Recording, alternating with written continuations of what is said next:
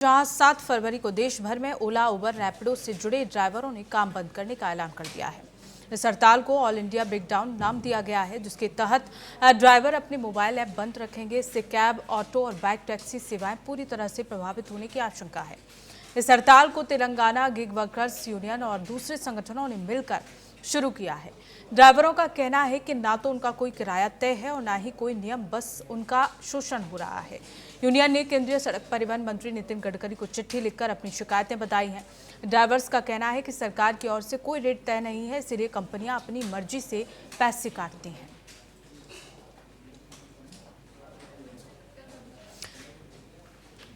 और इसी खबर को लेकर हमारी संवाददाता अपराजिता हमारे साथ दिल्ली से लाइव जुड़ गई हैं। अपराजिता, देश भर के कल ओला, उबर और जो टैक्सी ड्राइवर्स हैं वो हड़ताल पर चले गए हैं। उनका कहना है कि हमारी जो मांगे हैं उन्हें पूरा किया जाए। क्या कुछ मांगे हैं ड्राइवर्स की? बिल्कुल पूनम, देखिए जिस तरीके से डिजिटलाइजेशन का समय है तो ऐसे में ऐप चलते हैं, ओला, रैपिडो, उबर जैसे ऐप, जिसके माध्यम से जो है लोगों को बहुत इजी वे में जो है गाड़ियां मिलती हैं, वो समय पे ऑफिस पहुंचते हैं। और अब जो ये ड्राइवर्स हैं वो सड़कों पर उतर आए हैं और 7 फरवरी यानी कि कल के दिन वो बड़ा हड़ताल करने जा रहे हैं। और उनका सीधे तौर पे जो मांग है सरकार से है कि उनके जैसे ड्राइवर्स के लिए किसी भी तरीके का सरकार जो है कोई भी रूल्स नहीं तय की है, ना न्यूनतम राशि तय की गई है। तो उनका सीधे ये कहना गया है कि सरकार जो है न्यूनतम राशि तय करे ताकि जो प्राइवेट कंपनियां हैं मन मर्जी तरीके से उनके कमीशन नहीं काट सके और उनके जो पैसे हैं, जो सैलरी है, वो सुरक्षित रह सके। तो कुल मिलाकर देखा जाए तो ये खुद को गिग वर्कर्स बताते हैं, यानी कि वैसे वर्कर्स जिनका जब तक काम है, जितने काम करेंगे उतने उनको पैसे मिलेंगे। अगर ऐप बंद हो गया तो यानी कि उनको काम भी बंद हो गया। तो ये खुद को असुरक्षित महसूस कर रहे हैं और सरकार से सीधे तौर पे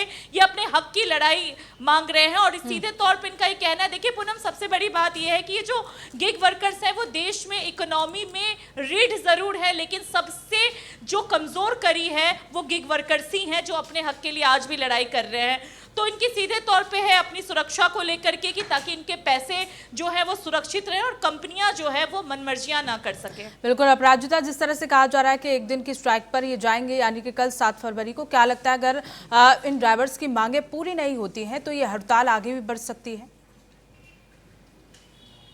बिल्कुल, देखिए इनका ये सीधे तौर पे कहना है कि अगर सरकार और कंपनियां जो है वो लगातार जो है ये कहती है कि हम इनकी बातें सुन रहे हैं, क्योंकि कंपनियां यही कह रही हैं कि ये हमारे जो है कर्मचारी हैं, मतलब हमारा फ्रेंडली रिश्ता है, हम इनसे बात कर रहे हैं। लेकिन ये जितने वर्कर हैं इनका सीधे तौर पे यही कहना है कि सिर्फ अब बातों से काम नहीं चलेगा, अब हमें हमारा हक चाहिए। यानी कि सीधे तौर पे अगर सरकार इनके लिए कोई रूल्स नहीं लेकर के आती है, कंपनियां नहीं सुनती और मनमानी तरीके से इनके अगर कमीशन काटे जाते हैं, तो ये आगे भी जो है इसे बड़ा अंजाम दे सकते हैं। और जिस तरीके से आज देश में पूरे लोग जो है पूरी तरीके से डिपेंडेंट हो गए हैं इस डिजिटल ऐप के माध्यम से, उसके हिसाब से देश में भी परेशानी बढ़ सकती है। तो बिल्कुल अपराजिता, निर्भरता की आपने बात कही। और जहां तक कि हम सभी जानते हैं कि हर शहर में 50% लोग इसका इस्तेमाल करते हैं, लोग ऑफिस जाने के लिए, घर जाने के लिए, तो कितनी बड़ी परेशानी यहाँ लोगों के सामने खड़ी हो सकती है।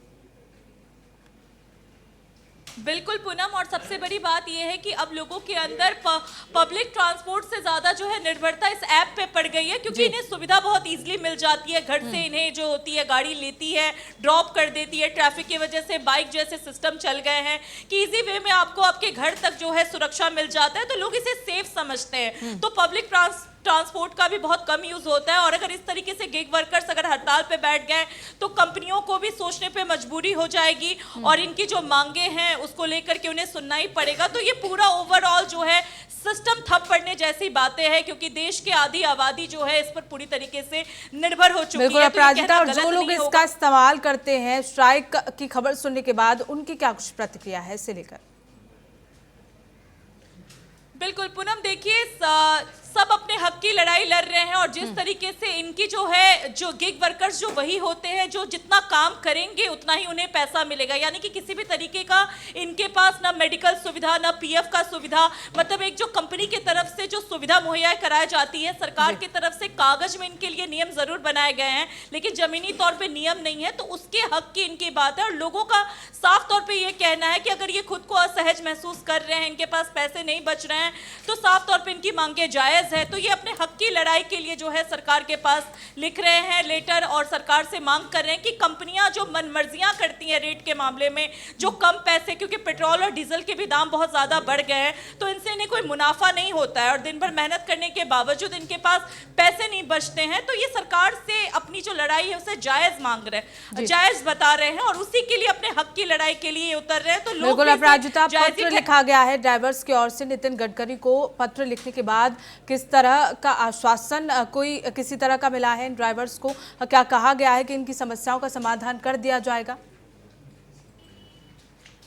सरकार की तरफ से तो अभी पूनम किसी भी तरीके के बातें सामने नहीं आई है, अभी इस पर बात ही चल रही है और जिस तरीके से हड़ताल की बात कल कही जा रही है, कंपनियां जो है वो जरूर इन चीजों को लेकर के सजग है और उस पर असर देखने को मिल सकता है, लेकिन सरकार का भी जवाब आना बाकी है और उसी लिए जो है ये वर्कर्स कल सड़कों पर उतरेंगे और हड़ताल की बातें कर रहे हैं। अब देखने वाली बात है कि सरकार इनकी मांगों को कितना सुनती है और क्या कुछ फैसले लिए जा सकते हैं। चलिए ठीक है अपराजिता, बहुत बहुत शुक्रिया तमाम जानकारी